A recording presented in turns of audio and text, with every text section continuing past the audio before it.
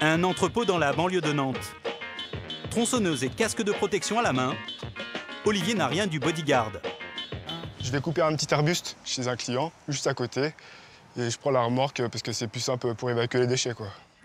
Olivier est jardinier pour une société de service à la personne. Mais pendant les vacances, il a une double casquette. Il fait aussi de la surveillance de maison. Ses clients sont partis en congé et ils ne veulent pas avoir une mauvaise surprise en rentrant. Je sais qu'il y a 3 ans, les clients ont eu un cambriolage. De plus, c'est un quartier un petit peu mal fréquenté. Il y a souvent des problèmes de délinquance, de drogue, de cambriolage. C'est pour ça qu'ils nous ont appelés. C'est la deuxième année que la société d'Olivier propose ce drôle de subterfuge. Faire croire que les propriétaires ne sont pas partis en vacances. Le matin, Olivier vient ouvrir tous les volets.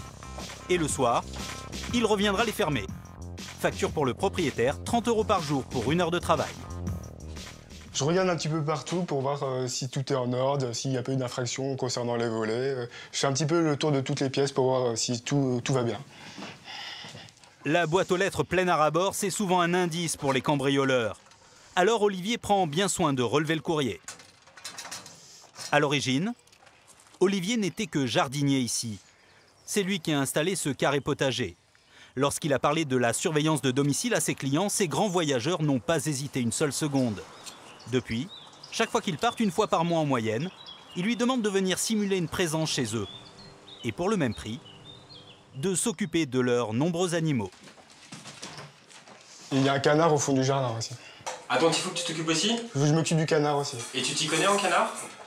En nourriture et en arrosage, il a une grande bassine et puis je mets de l'eau dedans et puis il se nourrit dedans. D'accord, il n'y a rien de il n'y a rien à faire, non, je le promène pas.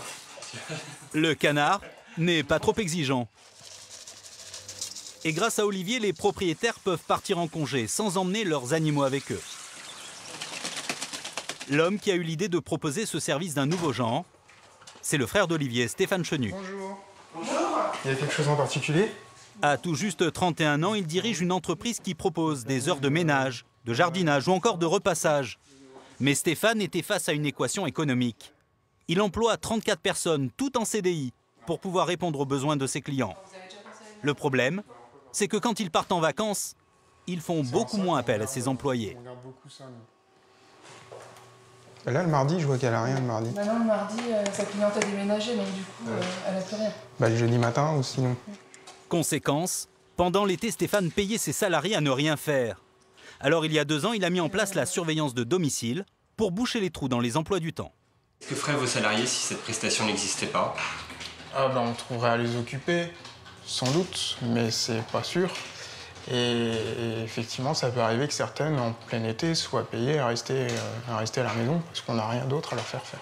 Donc ça a déjà pu arriver. C'est une prestation très stratégique pour vous? C'est clairement, oui, intéressant dans ce sens-là, oui. C'est que ça permet, nous, de remplir des plannings, de compenser des heures perdues. Voilà. Pour Stéphane, la surveillance de domicile lui permet de remplir des cases, mais aussi de toucher des nouveaux clients. Ce jour-là, il a rendez-vous avec une propriétaire qui s'apprête à partir en congé. Et ce que Stéphane aimerait lui vendre, c'est une prestation qui va augmenter de 20% d'un coup son budget vacances. Ce n'est donc pas gagné. Bonjour madame, Stéphane Chenu, Maison et Services. Oui. Ce qui a poussé cette propriétaire à contacter Stéphane, c'est un petit imprévu. Habituellement, je fais appel à mon voisin. Il se trouve que cette année, il est en vacances en même temps que vous, ouais. Que je ne vais pas faire venir la famille tous les jours pour ouvrir les volets, donc voilà. Jusqu'à aujourd'hui, faire croire que sa maison est habitée ne coûtait rien à Anne. Mais avec Stéphane, elle va devoir sortir une sacrée somme pour 1 demi-heure de surveillance le matin et 1 demi-heure le soir. Pour vous donner une ordre d'idée, nous on est à 30 € de l'heure sur cette prestation. Comptez à peu près 30 € par jour. Anne part 15 jours, la note s'élève donc à 450 €. Qu'est-ce que vous en pensez? Vous trouvez ça cher? Raisonnable? Je trouve ça relativement cher, oui. C'est le moment pour Stéphane de sortir l'argument qui fait mouche à tous les coups. Tout l'intérêt, c'est que notre prestation, c'est une prestation déductible des impôts. C'est-à-dire que... Sur sa feuille d'impôt, Anne aura le droit de déduire la moitié de la somme.